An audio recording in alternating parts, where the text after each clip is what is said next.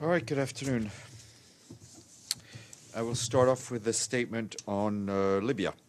The Secretary General welcomes the meeting that took place on 27th of February in the United Arab Emirates that was convened by his special representative for Libya, Ghassan Salamé. That meeting was between the Prime Minister of Libya and President of the Presidency Council of the Government of National Accord, Faiez Serraj, and the Commander of the Libyan National Army, Khalifa Haftar. The Secretary General commends both parties on the progress made, in particular the agreement on the need to end the transitional stages in Libya through the holding of general elections, and also the commitment to maintain stability in the country and unify its institutions. The Secretary General hopes further progress can be achieved on the basis of what has already been agreed upon with the support of the international community. And earlier today, the Secretary General spoke at a meeting of the Group of Friends on preventing violent extremism, and he said the focus of today's meeting was on how to defend the rights of women, place their voices and expertise at the center of our strategies, and work together with them to prevent violent extremism. He said that groups like Daesh, Boko Haram, and others have systematically subjugated hundreds of thousands of women to slavery, sexual exploitation, kidnapping, trafficking, and other horrific ordeals. The Secretary General said that many UN entities are integrating gender dynamics into their responses. In Nigeria, the UN has helped establish a gender desk as part of a national counterterrorism and prevention of violent extremism effort, and that effort has which recruited additional female investigators. In North Africa, the UN is supporting national institutions to research the gender-specific dimensions of violent extremism. In the next few months, he added, the United Nations will launch a handbook on gender dimensions of criminal justice response to terrorism to help countries develop gender-sensitive security measures. And today, the UN published its 2019 Humanitarian Needs Overview for Syria, which highlights the scale of humanitarian needs in that country. The overview is a reminder of the crisis is far from over for millions of people in Syria who have lived through 8 years of crisis.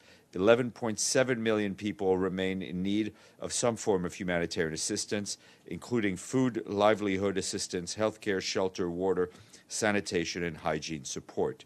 Over 2 million boys and girls are currently out of school in Syria. People's resources are depleting, and more than 8 in 10 people live below the poverty line.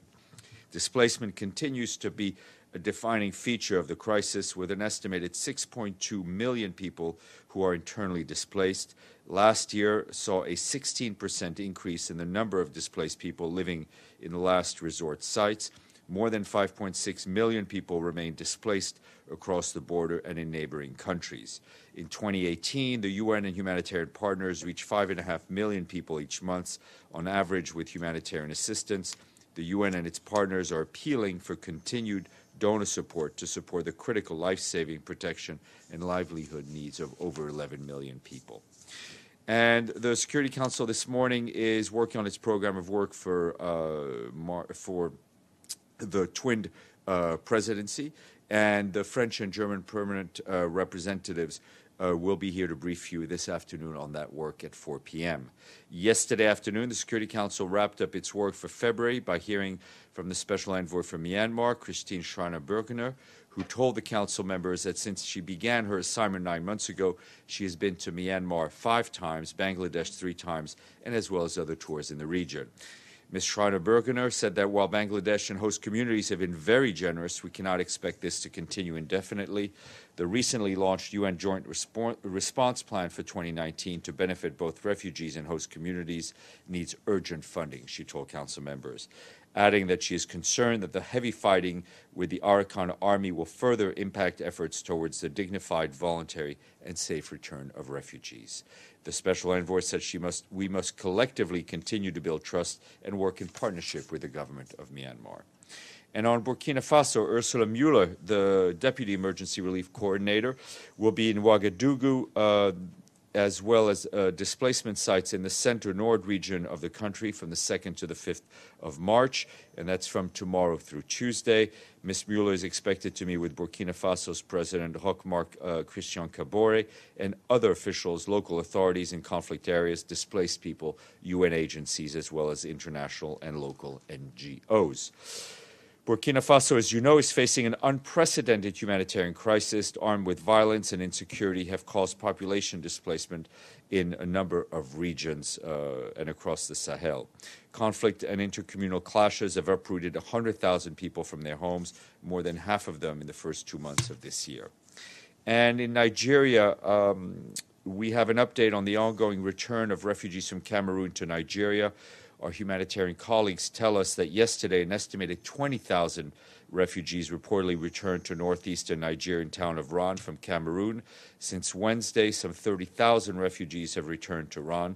They are among the more than 40,000 Nigerian refugees who originally fled Ran following deadly attacks by non-state armed groups in December last year and January of this year. Reports indicate that returnees are in dire need of humanitarian assistance. International and national humanitarian organizations have not returned to Ran since January 17th due to ongoing insecurity. An estimated 5,000 Nigerian refugees remain in Gora in Cameroon and are expected to return to Ran today. Also today marks 1 year since the deadly attack on Ran town that claimed the lives of 3 aid workers. Another 3 aid workers were also kidnapped during the attack. And our colleagues at UNICEF warned today that the global cases of measles are surging to alarmingly high levels. According to UNICEF, 10 countries account for more than 74% of the total increase in global measles cases. Those are Ukraine, the Philippines, and Brazil. Those saw the largest increase in measles cases from 2017 to 18. In Ukraine alone, there were 35,122 cases of measles in 2018. UNICEF and its partners are supporting governments urgently to reach millions of children in countries around the globe. Measles is a highly contagious viral disease which remains an important cause of death among young children globally, despite the availability of safe, effective, and inexpensive vaccines. And I just want to flag that Sunday is World Wildlife Day, and this year's theme is Life Below the Water for People and Planet, and it focuses on the importance of conserving sustainability using marine wildlife. In his message, the Secretary General said that ocean life is under severe pressure with causes ranging from climate change to pollution to the loss of coastal habitats and overexploitation of marine species.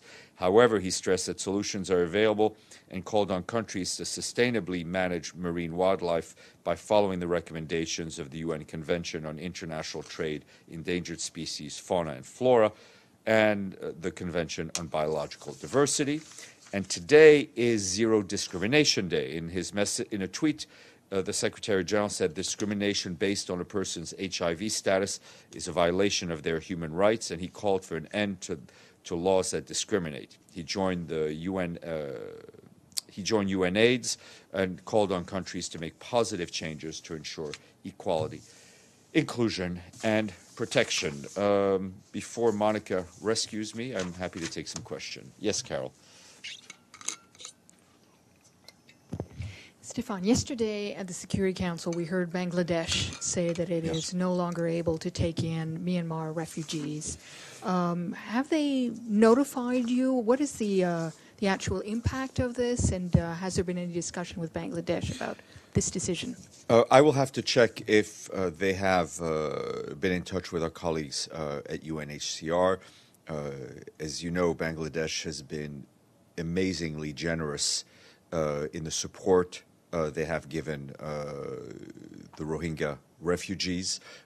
If you look at the numbers of people who've arrived in one country in basically a year, it's close to 700,000. It is important that people fleeing conflict are able to find a safe haven wherever they go. Yes, sir. Stéphane, thank you. Regarding the Afghanistan, and yesterday media floated the plan, maybe you've seen it, that the Americans are proposing in the talks with Taliban in Qatar, which includes withdrawing all international forces over the next 5 years. I wonder if SG is aware, he's seen this plan maybe, and maybe there is a comment. No, we're obviously following what is being reported in the press. We're we're not going to comment on things that are floating around, so to speak. I think about 2 weeks ago, or a bit earlier, our envoy, Mr. Yamamoto, was briefed by the U.S. envoy, Mr. Khalazad. We do expect to be briefed at various intervals by the United States on these discussions, and obviously we'll be watching closely the outcome. Yes, ma'am. Thank you, Steph. There was a story in The Guardian about an investigation the UN is undertaking in Myanmar because of criticism that a few years ago the representative there missed the rising turbulence and discrimination and deaths. And secondly, with Nigerians going to Cameroon, are the Cameroonians still flooding to Nigeria? There is meeting somewhere in the middle? There is. We've seen populations from both countries find haven in neighboring countries at different times. What I can tell you is that there is actually no investigation. I think it's the wrong. It's not a term to use. As you will recall, the Human Rights Council earlier approved a resolution in which it made some comments on and suggestions to the Secretary General moving forward. Taking that resolution into account, the Secretary General has asked Gert Rosenthal to conduct an internal review of the UN's operations in Myanmar. It's important to underscore that the review is not directed at any one particular individual or agency, but rather how the UN as an institution works on the ground and possible lessons learned for the future.